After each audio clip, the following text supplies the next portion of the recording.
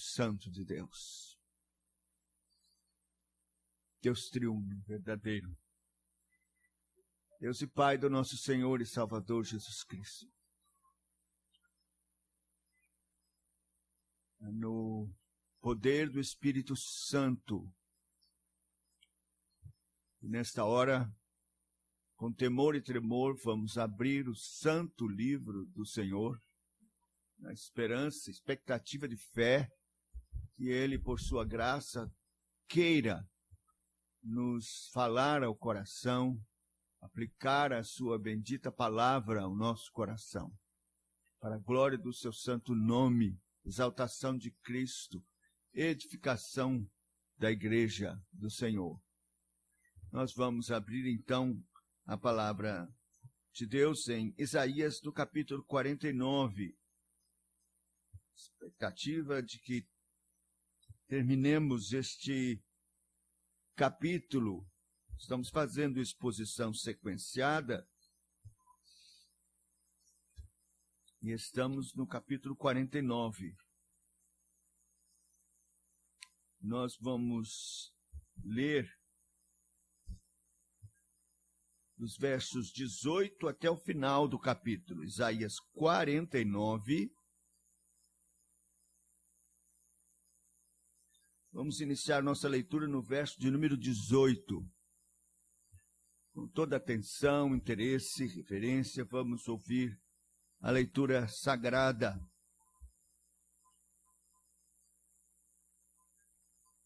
Levanta os olhos ao redor e olha.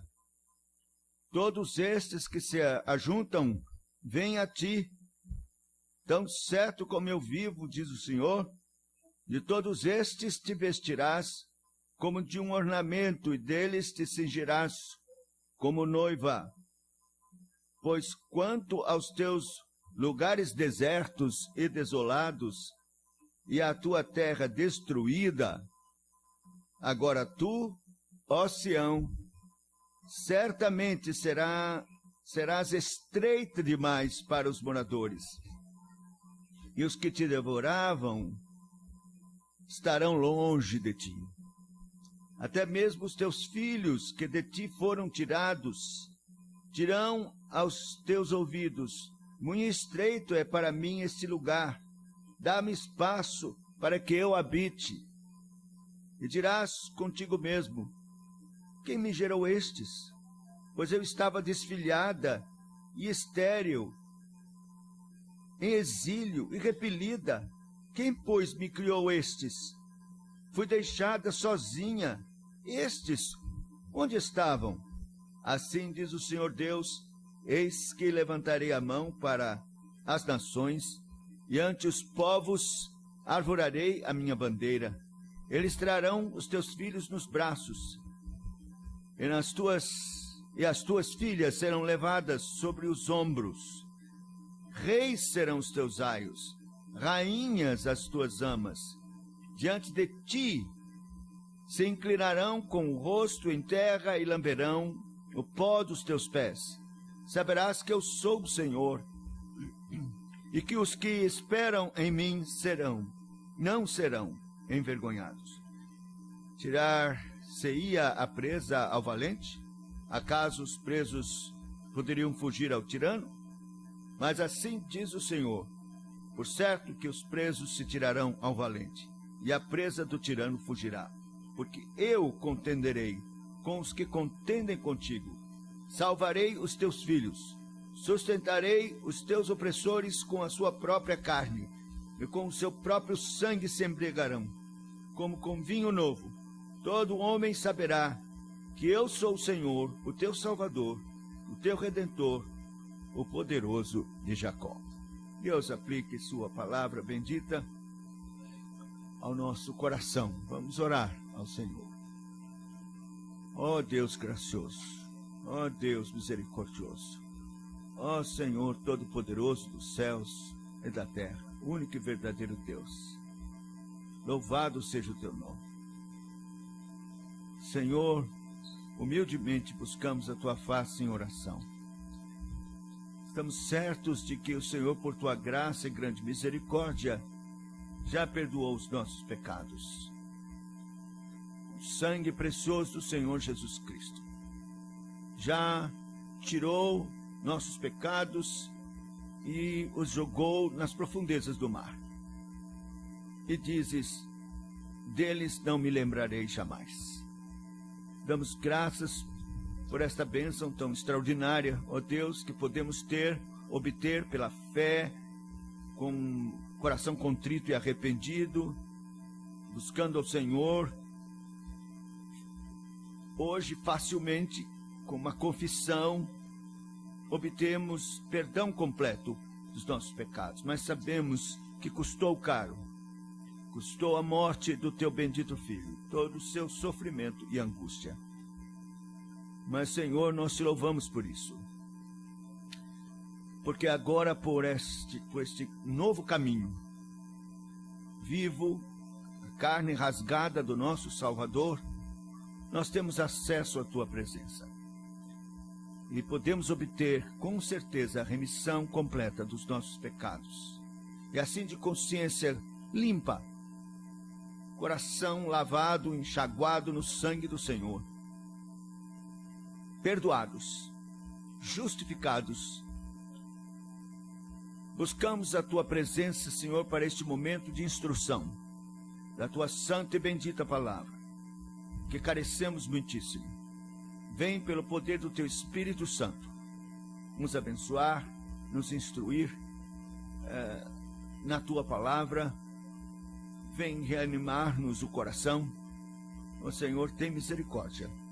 Nossos olhos estão postos em ti e estamos esperando o concurso do teu Espírito Santo operando agora através da pregação, esse meio de graça tão maravilhoso. Prepara-nos, Senhor, para a mesa que está exposta aqui à frente. Mesa do Senhor, tão significativa, tão gloriosa, tão misteriosa. Senhor, nós queremos nos apresentar e assentarmos nesta mesa com certeza de fé de que estaremos tendo a mais íntima comunhão, profunda comunhão com o nosso Salvador, com sua carne e com seu sangue. Seremos alimentados e fortalecidos nesta comunhão profunda e tão gloriosa. Tem misericórdia, Senhor. Queremos pedir por aqueles que estão nos visitando, que o Senhor possa falar-lhes ao coração. Se houver alguém aqui que ainda se encontra fora do teu reino, da tua igreja, que, Senhor, pela tua misericórdia e graça, no poder do teu Espírito Santo, através da pregação da verdade, venham a Cristo. Ainda hoje, se rendam ao Senhor Jesus Cristo e sejam salvos, meu Deus, e sejam trazidos do império das trevas para o reino do Filho do teu amor. Faz isso, Senhor, por tua graça. Te louvamos pelos que estão enfermos, especialmente nossa irmã Jane, que o Senhor concedeu por tua graça que estivesse conosco hoje. Estamos alegres por isso, Senhor, te bendizendo o nome e na certeza de que o Senhor está ouvindo o nosso clamor, a nossa oração e abençoando de forma extraordinária. Nós te damos graças pelo milagre que já aconteceu na sua vida e te bendizemos pela intervenção poderosa do Senhor. Não temos palavras para agradecer ao vê-la aqui conosco. Louvado seja o teu santo nome. Continua, Senhor, a abençoar até que ela fique completamente curada e livre de todo mal, te bendizendo, te louvando de todo o coração. E aos demais que estão enfermos, que já foram mencionados aqui, queremos ainda lembrar do pai de nossa irmã Janusa, que se encontra internado, e também o pai do Vanderlei, seu noivo, que está também numa situação muito grave, precisando do Senhor. Tem misericórdia, ó Deus. Nós rogamos também por ele. E assim que a tua graça esteja conosco e ser glorificado, Senhor, não a nós, mas ao teu nome da glória, por amor da tua fidelidade. É a oração que fazemos em nome do Senhor Jesus. Amém. Meus irmãos, nós percebemos, e quem está acompanhando pôde perceber, que o Senhor usa agora o profeta para animar Judá, a igreja do Velho Testamento, que está passando por um momento muito ruim, muito triste, de apostasia, de pecado, e vai ainda experimentar o castigo terrível que é o cativeiro. Então isto trouxe desânimo total.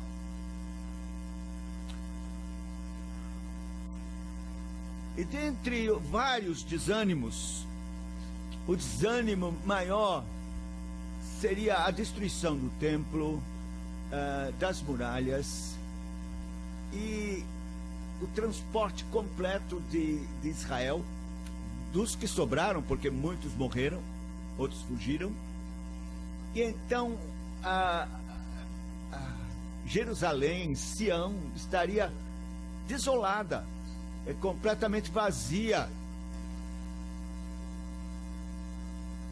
Nós podemos ter uma ideia dessa desolação quando lemos Neemias e vemos que ele consegue permissão do rei para voltar e então ele anda pelas trinqueiras e vai descrevendo a que ponto chegou a desolação de Sião. Mas o propósito do Senhor é usar o profeta para animar. Depois da ruína, do pecado, da apostasia, do cativeiro, do castigo de Deus, Deus promete por si mesmo restaurar a igreja.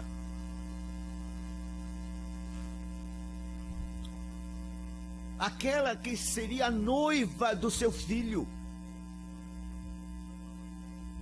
Então, Deus tem um propósito, uma honra com relação ao seu filho, em se tratando da igreja. E então ele promete restaurar. Não só trazer alguns poucos da Babilônia, a restauração é maior do que esta. Na verdade, esta restauração física de alguns de Israel que vão voltar do cativeiro é simbólica. Ela aponta para uma restauração muito maior, que envolve os gentios, que irão compor a igreja, a noiva do Senhor Jesus Cristo. De modo que nós estamos inclusos nesta gloriosa promessa de restauração. Quando nós hoje vemos problemas na igreja, ficamos desanimados, quando percebemos que a grande maioria dos que dizem ser crentes estão completamente fora do que ensina a palavra de Deus, pregando um outro evangelho. Quando o testemunho da igreja é tão fraco, tão escandaloso, e nós percebemos que só um pequeno grupo busca com um extremo esforço viver conforme é a verdade em Cristo, desanima. Vamos ser realistas. Nós nos desanimamos diante da perspectiva dos nossos olhos com relação ao futuro da igreja, na situação em que ela se encontra. Por isso, essa palavra é por demais oportuna. Deus não está falando somente com o seu povo de Jerusalém, Judá, a igreja do Antigo Testamento que está desolada. Ele está falando para nós hoje também. Então nós poderíamos estabelecer esse tema, a promessa bendita da restauração da igreja, a noiva do Cordeiro. A primeira coisa que nós vemos aqui nesse texto é que esta restauração é uma obra da graça de Deus, que tem a ver somente com Deus. Não depende de nós e de mais ninguém, mas somente dele. Veja o verso 18 que lemos. Levanta os olhos ao redor e olha, todos esses que se ajuntam vêm a ti. Tão certo como eu vivo, diz o Senhor, de todos estes te vestirás como de um ornamento, e deles te cingirás como noiva. Ele não diz, olha, você deve fazer isso, fazer aquilo, se esforce, se empenhe, faça isso, faça aquilo. Não! Levanta os olhos e vê, e olha, tão somente. É tudo o que podemos fazer, olhar e ver, porque a obra é do Senhor, não é nossa. É de Deus, somente de Deus. É uma obra exclusivamente da graça de Deus. O que podemos fazer só é olhar e ver. Eles se juntam, eles vêm para compor o ornamento da igreja, da noiva do Cordeiro. Se nós abrirmos lá em Apocalipse, no capítulo de número 19, verso de número 7, diz assim: alegremo-nos, exultemos, e demos-lhe a glória, porque são chegadas as bodas do Cordeiro, cuja esposa a si mesma já se ataviou, pois lhe foi dado vestir-se de linho finíssimo, resplandecente e puro. Os atavios aqui não são somente dons que o Senhor dá à igreja, mas os filhos. São os pendentes de ouro, os ornamentos santos e gloriosos desta igreja, da noiva do Cordeiro, que se apresenta para ele. Então, eles virão pela graça, eles virão por uma obra exclusiva da graça de Deus. Veja, é resultado da vontade soberana do Senhor. O verso 18 que nós estamos analisando fala de um juramento que ele mesmo faz. Preste atenção. Levanta os olhos ao redor e olha, todos esses que se ajuntam e vêm a ti, tão certo como eu vivo, diz o Senhor. Isto é um juramento. Quando o Senhor, em várias partes das Escrituras, quer deixar certo que aquilo acontecerá, ele então estabelece este juramento. Tão certo como eu vivo, diz o Senhor. Ou os profetas também empregavam isso, tão certo como vive o Senhor, isso vai acontecer. Aqui é o Senhor mesmo quem está dizendo, tão certo como eu vivo. Tão certo como eu vivo, diz o Senhor. Está empenhado aqui o juramento de Deus, dele próprio, da sua boca, de modo que irá sim acontecer, a obra da graça se efetivará, não importa o que os nossos olhos veem, não importa as ameaças do inimigo, não importa a incredulidade dos homens, está empenhada a voz do Senhor, sua palavra, seu juramento. Isto vai acontecer, eles virão, minha igreja triunfará, porque eu quero.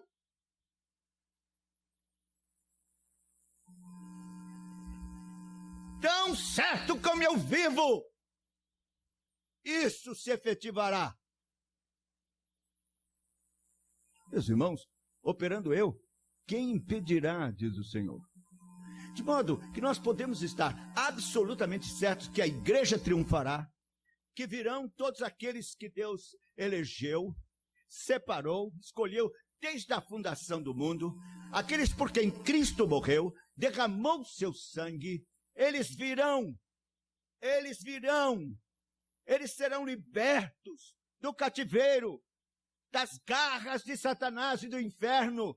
Nada poderá impedir. Está empenhado o juramento do Deus vivo. Eles virão e a igreja triunfará. Essa é a primeira coisa. É uma obra da graça de Deus, esta restauração. Não depende de mim, não depende de você. Por isso não precisamos ficar desanimados. Eu confesso que às vezes fico. Mas Deus está falando comigo mesmo. Não depende de você. Não depende da incredulidade, do pecado, da desobediência, da negligência, da omissão das pessoas, da igreja, porque está empenhada a minha honra. Eu velo pela minha palavra para fazê-la cumprir, segundo a minha vontade soberana. Pela graça, eles virão e a igreja triunfará. Segunda coisa, essa restauração gloriosa, ela é plena, enche os olhos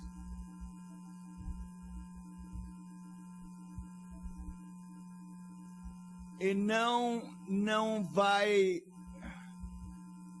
faltar nada.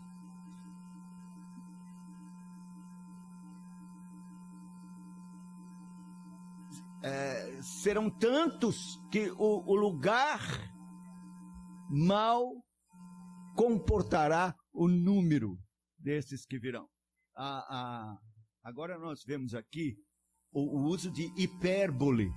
Hipérbole é uma figura de linguagem que é o uso de um exagero para transmitir a ideia da quantidade daqueles que virão. Veja os textos 19 a 21, preste atenção. Pois quanto aos teus lugares desertos e desolados, é a tua terra e a tua terra destruída, agora tu, ó Sião, certamente serás estreita demais para os moradores, e os que te devoraram estarão longe de ti. Até mesmo os teus filhos que de ti foram tirados dirão aos teus ouvidos: muito estreito é para mim este lugar, dá-me espaço em que eu habite. E dirás contigo mesmo: quem me gerou estes?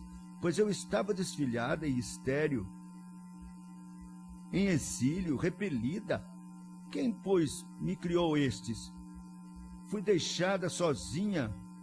Estes, onde estavam? Então, veja,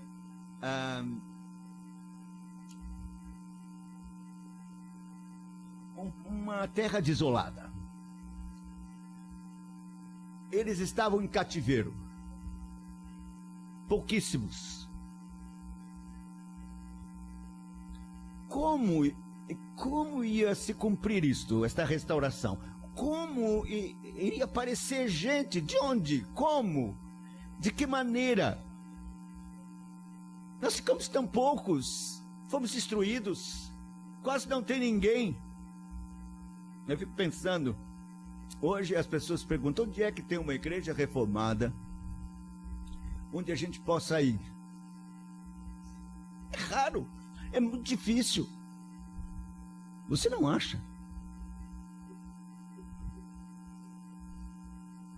Eu fico recebendo e-mails de irmãos que querem uma igreja reformada, um culto puro para adorar a Deus, e eles não têm.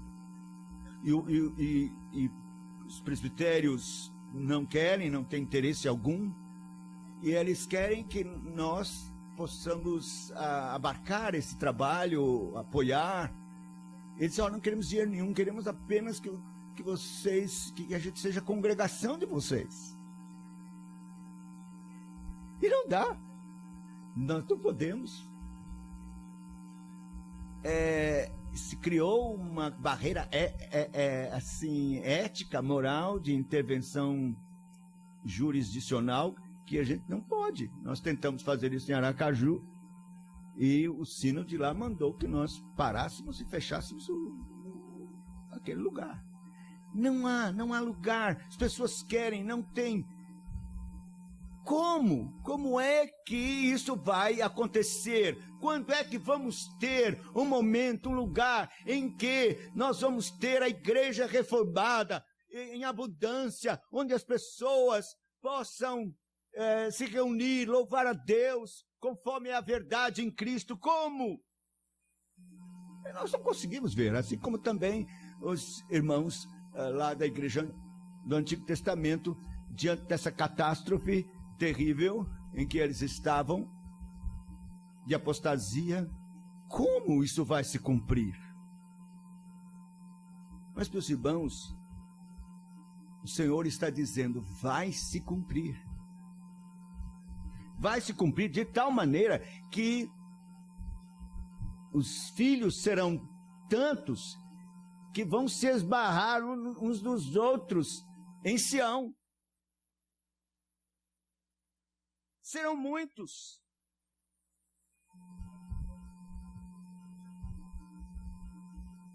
Então, existe, meus irmãos, uma promessa maravilhosa de Deus restaurar a sua igreja. É por isso que eu creio num avivamento. Eu creio firmemente que esta situação que nós estamos vivendo agora é passageira. Eu quero crer e esperar que isso vai mudar e que Deus vai cumprir a sua promessa e restaurar sua igreja, de modo que nós tenhamos frutos em abundância, a igreja cheia, sem quase lugar, de tantos que se converteram e vieram a Cristo. O interesse pela fé reformada, pelo culto público, verdadeiro e puro. Pessoas interessadas em aprender mais da palavra de Deus, da doutrina, buscando e querendo saber da santidade, como servir mais a Deus. Aos milhares. Eu creio que antes que venha a apostasia final, Deus irá operar um grande avivamento. Alguns têm a posição pós-milenista, isto é, de que de fato isto vai acontecer. Nós temos muitos textos na palavra de Deus que apontam para um ápice, um auge da igreja. O conhecimento de Deus encherá a terra como as águas cobrem o mar, e outros textos como esse que apontam para isso. Contudo, eu prefiro ainda o amilenismo otimista, que é a posição mais próxima da nossa confissão de fé e que aponta sim para um avivamento. É por isso que o Catecismo Maior, quando fala da oração do Senhor, e naquela frase que diz, venha a nós o teu reino, diz que devemos orar pelos judeus, porque na conversão deles, à igreja, está prometido pela palavra de Deus um avivamento, vida dentre os mortos, e a completude do número dos gentios convertidos, ou chamado plenitude dos gentios. Um avivamento. Milhares. Deus promete fazer isso. Então nós devemos ter esperança no nosso coração. Orar por esse avivamento, esperar, crer mesmo numa intervenção sobrenatural, poderosa de Deus, um derramar especial do Espírito Santo. O Espírito Santo já está aqui, mas eu creio que há momentos em que Deus visita a sua igreja de forma extraordinária, gloriosa e especial, porque já tem feito isso através da história da igreja em sucessivos avivamentos. E eu quero crer e esperar isso de todo o meu coração, antes que venha o grande e terrível dia do Senhor. Um avivamento, de modo que nós tenhamos muitos salvos pela graça. Na carta aos Gálatas, o apóstolo Paulo trata disto. Gálatas, no capítulo 4,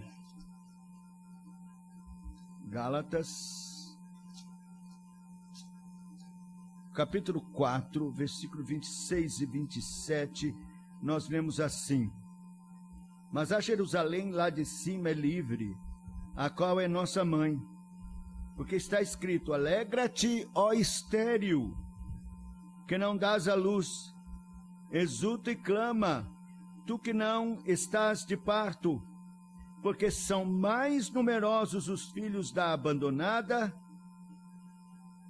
que os da que tem marido. Veja, é uma promessa extraordinária. São mais numerosos os filhos da abandonada, da estéril. Jerusalém de cima é a igreja, e Deus promete muitos filhos.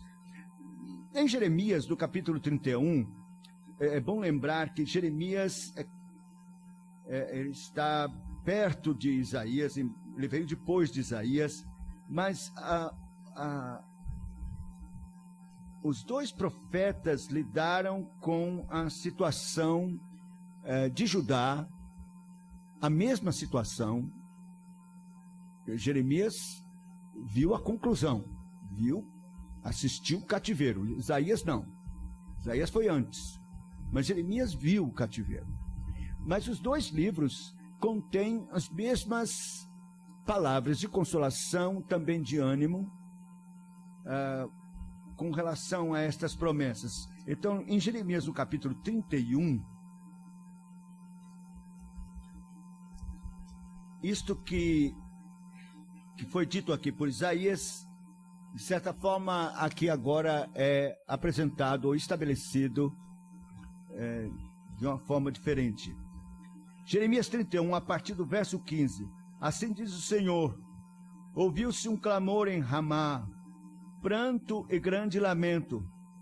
Era Raquel chorando por seus filhos, é inconsolável por causa deles, porque já não existem.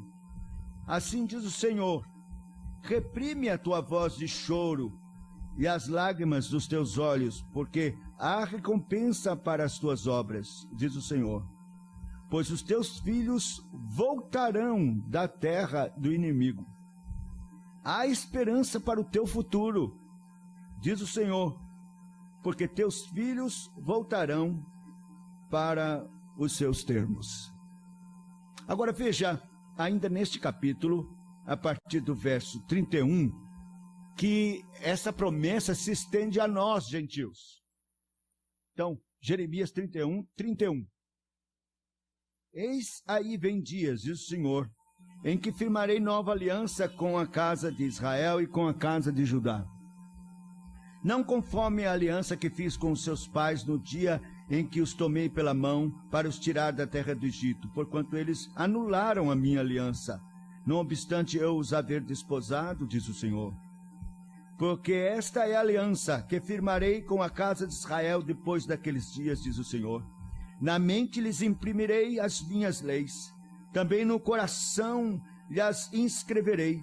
Eu serei o seu Deus, eles serão o meu povo. Não ensinará jamais cada um ao seu próximo, nem cada um ao seu irmão, dizendo: conhece ao Senhor, porque todos me conhecerão, desde o menor até o maior deles, diz o Senhor. Pois perdoarei as suas iniquidades, dos seus pecados jamais me lembrarei. Meus irmãos, ele está se reportando à era do Evangelho, a nós, a esta nova aliança que foi firmada, que na verdade é uma nova administração da mesma aliança, do sangue de Cristo. Assim, estas promessas são para nós. Veja, Deus vai operar com graça e misericórdia e com poder, pelo Espírito Santo, no coração daqueles que são seus, e vai escrever a lei no coração.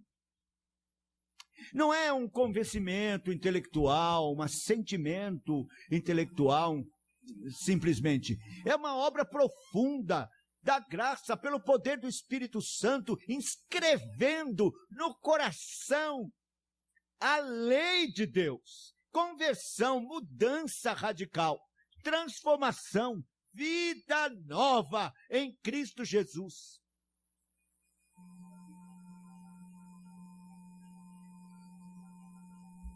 Então, esta é uma promessa extraordinária e maravilhosa que o Senhor está fazendo. A igreja triunfará. Nada pode impedir esta obra do Senhor. Restaurar a igreja. Em terceiro lugar, nós temos aqui que isto vai acontecer e os ímpios e poderosos, eles serão os anfitriões. Deus vai usá-los para que isto aconteça. Impressionante, quer dizer, nós vemos hoje muitos países que são obstáculos à pregação do Evangelho. Deus, que governa soberanamente, quis assim. Então nós temos países onde é praticamente impossível pregar o Evangelho. Coreia do Norte e todos esses países muçulmanos, tanto também na África e vários países. Mas aqui a palavra de Deus está dizendo que de forma alguma isto vai prevalecer. Deus vai usar, lembre-se, a palavra de Deus diz que Deus tem o coração do rei nas mãos e o inclina para onde quer. Porque alguém pode pensar, mas e essas nações? A gente percebe o crescimento do islamismo, os muçulmanos crescem terrivelmente, ameaçadoramente, e também comunismo e tantas outras, socialismo, esquerda contra as coisas de Deus, espirituais, se levantam contra a religião, ópio do povo e tanta coisa. Mas veja o que diz agora o texto aqui, versos 22 e 23. Assim diz o Senhor Deus, eis que levantarei a mão para as nações, e ante os povos arvorarei a minha bandeira, eles trarão os teus filhos nos braços, e as tuas filhas serão levadas sobre os ombros. Reis serão os teus aios, rainhas, reis e rainhas, as tuas amas. Reis serão os teus aios e rainhas as tuas amas. Diante de ti se inclinarão, com o rosto em terra, lamberão o pó dos teus pés, saberás que eu sou o Senhor e que os que esperam em mim não serão envergonhados. Para Deus é nada fazer isso. Nós sabemos que ele fez, literalmente, se nós pensarmos que Deus levantou Ciro e o chamou de meu servo. Ele era um imperador, um homem forte, poderoso, que simplesmente destruiu a Babilônia, venceu, e em nome do Senhor libertou o povo e deu todas as condições. Favoreceu o povo, inclusive com o necessário financeiramente e com madeiras e tudo para que fosse reconstruído o templo e os muros. Foi Ciro. Deus moveu o coração deste homem poderosíssimo e o chamou de meu servo. E eles foram trazidos mesmo amparados pelo poder instituído na época. E voltaram para Jerusalém. E Deus está dizendo que fará isso de forma mais ampla, de modo que Deus pode mudar da noite para o dia esses lugares onde tem se feito oposição ao Evangelho, para que o seu plano de restaurar a igreja, de trazer seus filhos, se cumpra. Estes reis se curvarão e serão usados por Deus para favorecer a igreja, a fim de que o plano e o propósito do Senhor de trazer o triunfo, de reunir de fato todos, de ornamentar a sua igreja com muitos filhos, se cumpra. E vai se cumprir. Creia isso, meu irmão, de todo o coração. O Senhor fará isso. Cristo será reconhecido como o Redentor e o Senhor da igreja. E as autoridades e os reis, rainhas, favorecerão a igreja. E ela triunfará. E por último, talvez o que mais amedronta e preocupa, que é a ação de Satanás. Satanás é o arqui-inimigo da igreja. Ele é o dragão, a antiga serpente. Ele quer destruir a igreja há muito tempo, que ele tem tentado de todas as formas destruir a igreja. Apocalipse fala dessa sua intenção. E a igreja teve que fugir para o deserto, porque ele queria tragar, destruir a igreja. Eu digo, meus irmãos, talvez esse seja o inimigo mais próximo, e que todos nós, de uma forma ou de outra, temos tido dificuldades. Você pensar no ditador lá da Coreia, você assiste na televisão, vê a oposição dele contra Deus, contra a igreja. Você imagina o sofrimento que muitos crentes lá estão tendo. Mas você não tem nada a ver com esse ditador. Mas o espírito do inferno que está usando esse ditador está bem próximo de você, está agindo aqui na tentativa de destruir a igreja, de impedir seu crescimento, o seu avanço. Ele está aí, ele tem trancado com trancas fortes as portas do inferno para que a igreja não avance. Mas veja o que diz a palavra do Senhor, nós estamos encerrando, seguindo para o final. Os versos agora, 24 a 26. Tirar-se-ia a presa ao valente? Acaso os presos poderiam fugir ao tirano?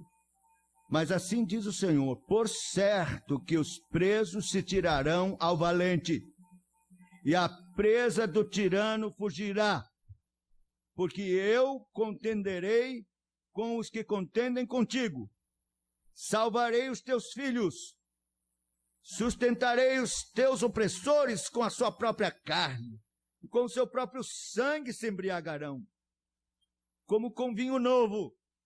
Todo homem saberá que eu sou o Senhor, o teu Salvador, teu Redentor, o poderoso de Jacó. Glória a Deus. Meus irmãos, a Bíblia diz, maior é o que está em vós do que o que está no mundo. Nós sabemos que Satanás e todas as suas hostes estão debaixo do domínio do Senhor da igreja, de Cristo. Cristo venceu a Satanás e esmagou a cabeça da serpente enganadora na cruz. Ele triunfou sobre eles na cruz e os expôs à vergonha e ao desprezo, diz a palavra de Deus. Por isso, maior é o que está em nós do que o que está no mundo. Ele é o nosso Senhor, nosso Redentor, Salvador, o poderoso de Jacó. Talvez você, quando está encontrando dificuldade de várias formas para se subsistir como crente e manter seu testemunho, talvez você esteja aflito, pregando o evangelho e fica abalado porque percebe que aquele que domina as mentes e os corações é forte demais. Gente drogado, dominado pelas drogas, é um instrumento do inferno, do diabo, que ele está usando mais hoje para escravizar vidas e jovens. E tudo isso é desanimador. Quando pensamos no avanço do evangelho, ou até mesmo na salvação de queridos nossos. Diante dos nossos olhos, o que enxergamos é forte demais, é grande demais, é poderoso demais. Mas Deus está nos falando pela sua palavra hoje. É muito maior quem está conosco. O nosso Redentor tem o domínio, o poder total sobre Satanás e todas as suas hostes. Ele já está derrotado. Pode-se tirar a presa do valente? Como? Talvez você pergunte. Não há mais jeito. Está dominado completamente pelo poder das drogas, da bebida, da prostituição. Não há mais jeito. Pode tirar a presa. Os presos poderiam fugir do tirano. Mas assim diz o Senhor, por certo que sim, por certo que os presos se tirarão ao valente. A presa do tirano fugirá. Aleluia! Não sou eu que estou dizendo isso, é o Senhor da glória.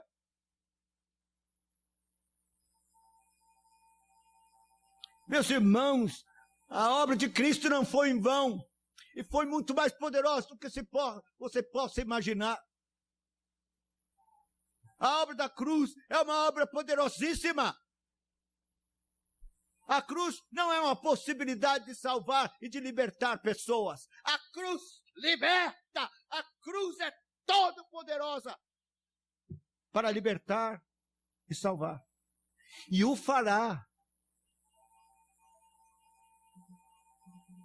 Libertando a presa, porque Cristo não morreu em vão. Ele venceu na cruz Satanás, exatamente para libertar todos aqueles por quem ele morreu.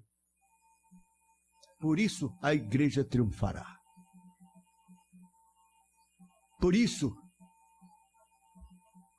todos que são do Senhor virão. E o Senhor está dizendo isso para nos animar. Você não deve ser pessimista. Eu já disse isso aqui, falando. O que Deus quer é que você creia que Ele é bom com relação às pessoas. Você deve sempre crer que, que aqueles que você está evangelizando são eleitos. Não se iluda.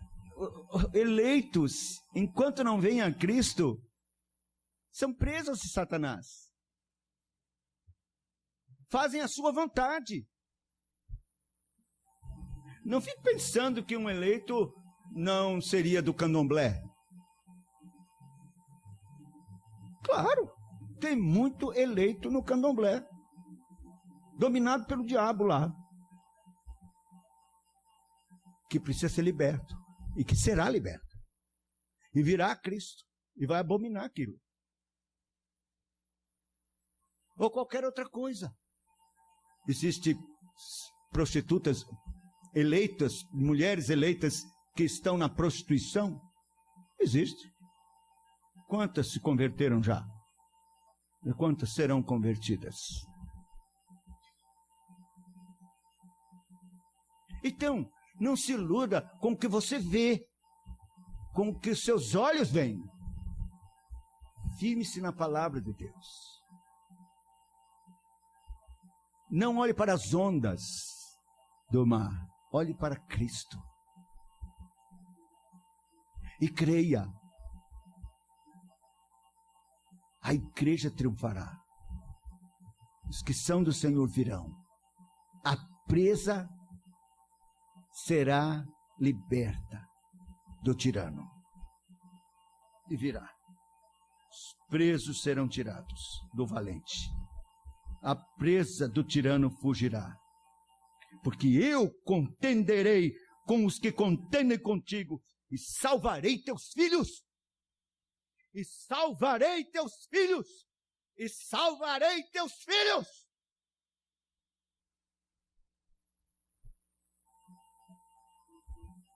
Isto é palavra de Deus, não é palavra de homem. É a mesma palavra que criou céus e terra. O mesmo que disse, haja luz, e houve luz, e astros incontáveis se formaram, milhares e milhares como a areia do mar. É o mesmo que diz, salvarei teus filhos.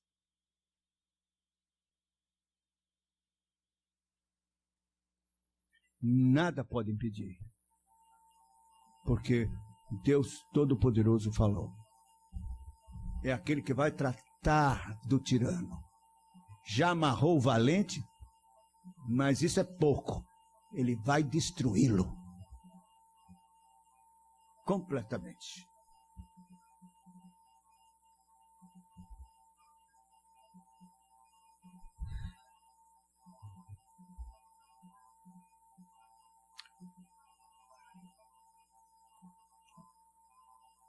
Meus irmãos queridos, esta é a bendita e gloriosa palavra do Senhor. Solenes promessas que vêm da boca do Todo-Poderoso, Criador dos céus e da terra, o Deus de Israel. O Salvador bendito das nossas almas.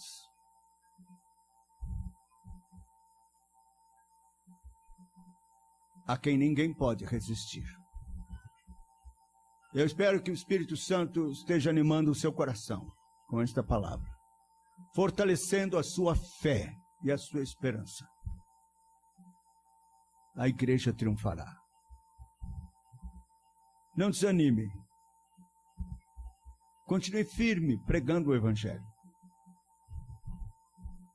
Orando pelos que estão longe, nas mãos do valente, presos.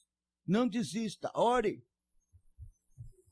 O Senhor prometeu batalhar e libertar seus filhos. Continue.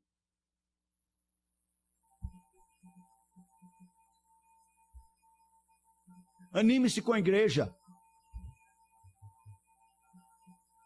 Se há alguma coisa nesse mundo que há de prevalecer, triunfar gloriosamente, é a igreja do Senhor. Invista nela. Tudo mais é falho e vai ruir, mas a igreja permanecerá. Eu quero falar àqueles que ainda não firmaram seu compromisso com o Senhor e com a igreja, estão fora. O que você espera fora da igreja? O quê?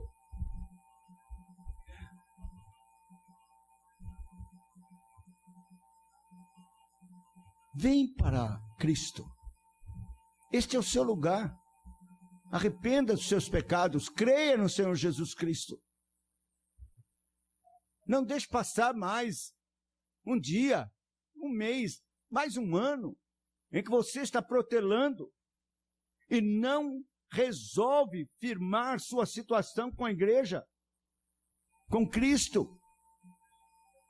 Está desigrejado, correndo de um lado para o outro. Não faça isso. Aqui está o lugar seguro. O lugar que prosperará. O lugar certo que triunfará. Porque a palavra de Deus não muda. Venha para Cristo. Venha para a igreja. Que Deus, por sua graça e misericórdia, possa nos abençoar e tenha misericórdia de nós.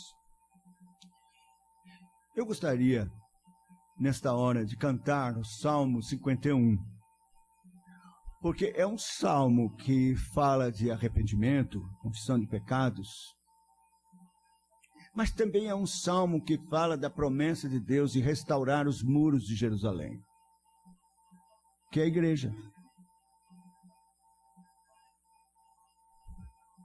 De restaurar o seu povo para que pregue o evangelho. E então as pessoas vão ouvir, os transgressores virão e se arrependerão. Então, é um salmo que fala da prosperidade de Sião, de Jerusalém, que é a igreja. Os muros fortalecidos. Cidade do Senhor, a cidade de Deus, a Jerusalém de cima, que é a igreja. Então eu quero que neste salmo, tanto você confesse seus pecados de desânimo, de negligência, de omissão, de desprezo com a igreja.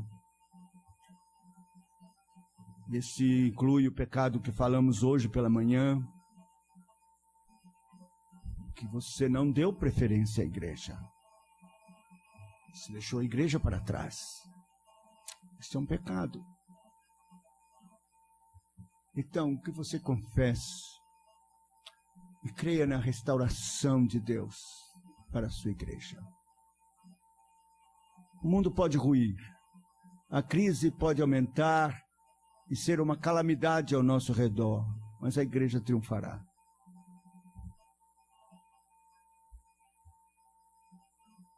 Eu creio que nós podemos ser um testemunho para o mundo aí fora. Uma igreja pequena, mas de crentes fiéis, que no meio de uma grave crise, permanece, triunfa, reforma a sua casa.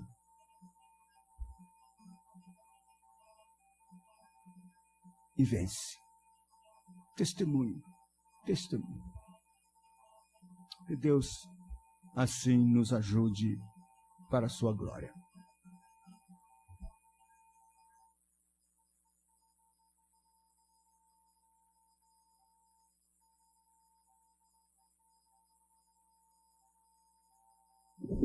Enquanto cantamos este hino, quero pedir aos presbíteros que venham para tomar o seu lugar e os diáconos possam servir a mesa.